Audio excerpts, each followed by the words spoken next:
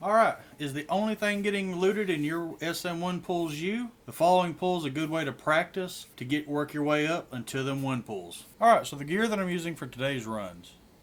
There's a lot of intellect and stamina. And of course, anywhere I get any type of enchant, I'm going to have one on there. Especially resistances. I got a frost resistant cloak on. This is crafted. Could be a little pricey though. So is the mooncloth items. But as long as you have intellect stamina, you should be fine. Spell power isn't exactly needed, but it is helpful.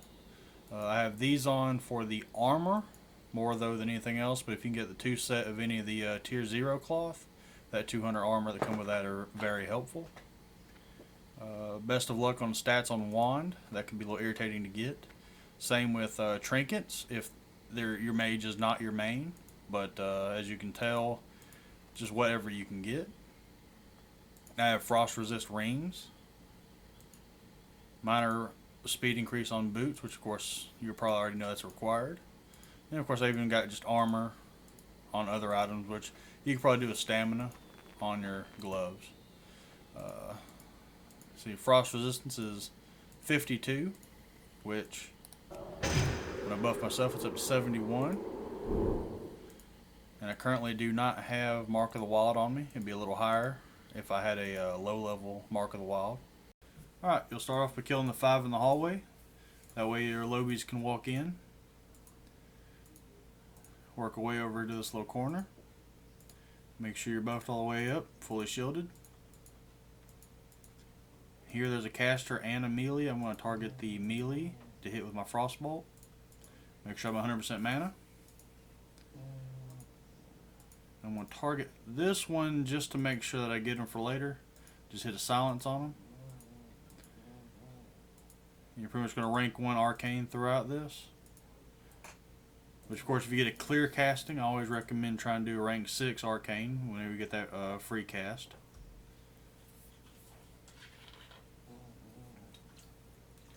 If you get slowed once or twice with frostbolt, you can normally just walk your way out of it. Right here you normally want to blink. Now, I didn't do it here, but you want to re-up all your shields at this point. As this is one of my earlier runs as I was learning this one, getting a little bit better at it. Of course, here's your save point if you need it. And right here you want to use blink as well. And you don't want to have to re-up your shields until right before you're going to go into your ice block.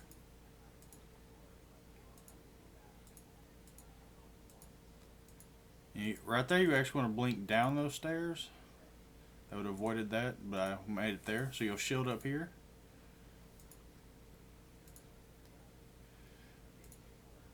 Now my add-on says I only have the 825 armor, but if you look up at my buffs, I do still have a mana shield.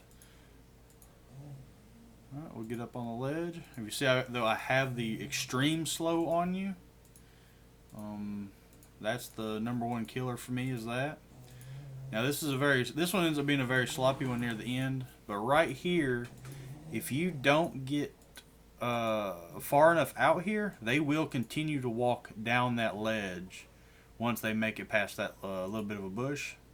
Because most people don't want it to pass that bush, but you can let them by there, but you just have to get far enough away from the ledge to force them to walk back.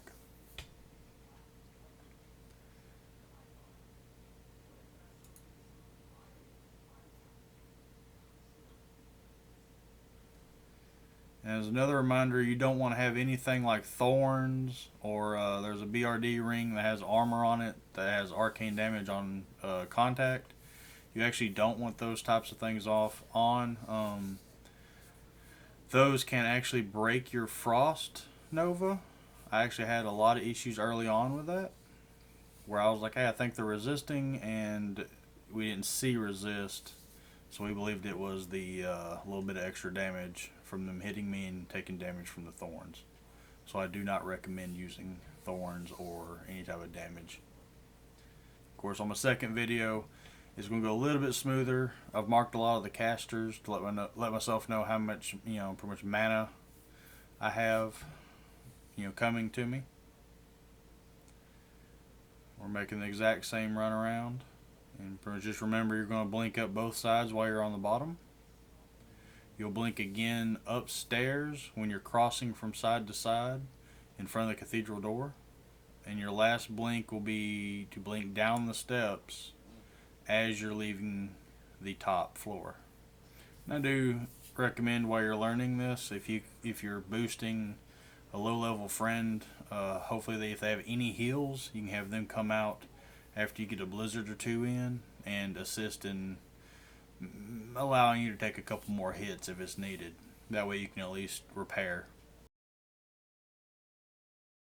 Alright, so this was my last go during this videoing, and it was my best run as well as my cleanest. And since the making of this video, of the videoing part, this is pretty much how I've been running this to continue refining the jumping up and down, jumping through the corners. One of your biggest enemies is to miss those jumps, because then you become cornered.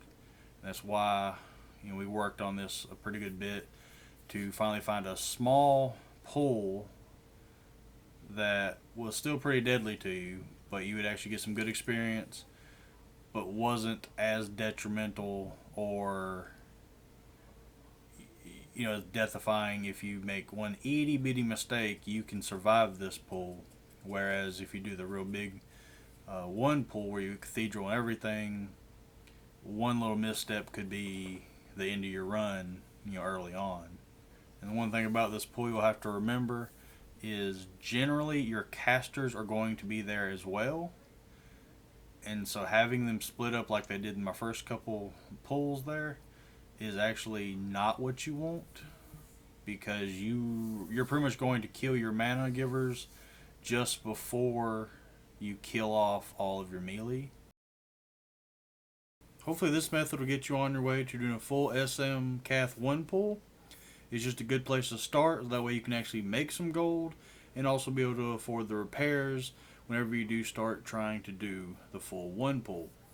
If this helped you out any, let me know in the comments. If there was anything you did a little extra to help you out, let me know. And hit like and subscribe if it was any good or any help. Take it easy.